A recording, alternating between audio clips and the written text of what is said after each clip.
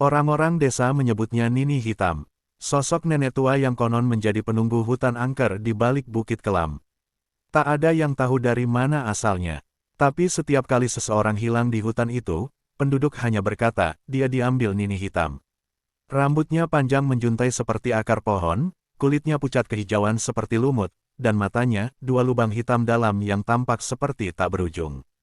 Siapapun yang menatapnya langsung, katanya, bisa kehilangan akal. Beberapa tahun lalu, sekelompok remaja nekat masuk ke hutan untuk uji nyali. Mereka menertawakan cerita Nini Hitam, menganggapnya cuma dongeng desa. Tapi malam itu, hanya satu yang kembali, Arga, dengan tatapan kosong dan tubuh gemetar. Ia hanya bisa menggumam, dia memanggil, dari balik pohon, dia berdiri di balik bayangan. Sejak saat itu, Arga tak pernah bisa berbicara normal lagi. Ia duduk di pojok kamarnya, mencoret-coret dinding dengan gambar sosok nenek berambut menjuntai. Penduduk akhirnya menutup akses ke hutan, tapi suara tangisan lirih kadang masih terdengar dari dalam, terutama saat malam hujan. Ada yang pernah melihat bayangan nenek tua di tepi pohon, menggenggam boneka jerami sambil berbisik, anak-anak manis, mari ikut nenek. Konon, Nini Hitam dulunya adalah dukun yang dibuang karena menolak mati.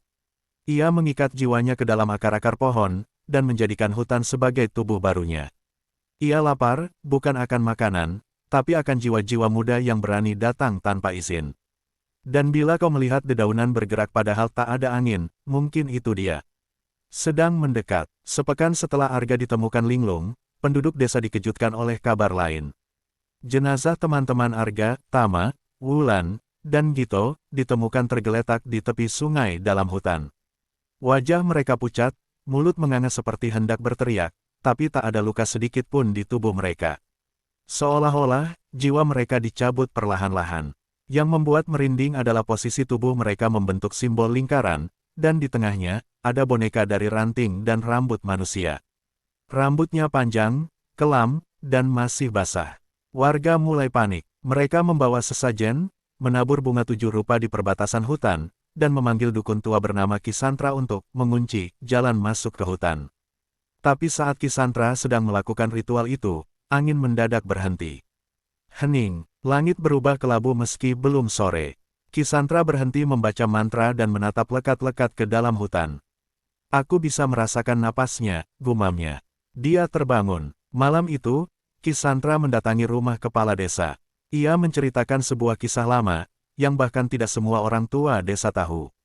Ratusan tahun lalu, ada seorang dukun wanita yang sangat sakti.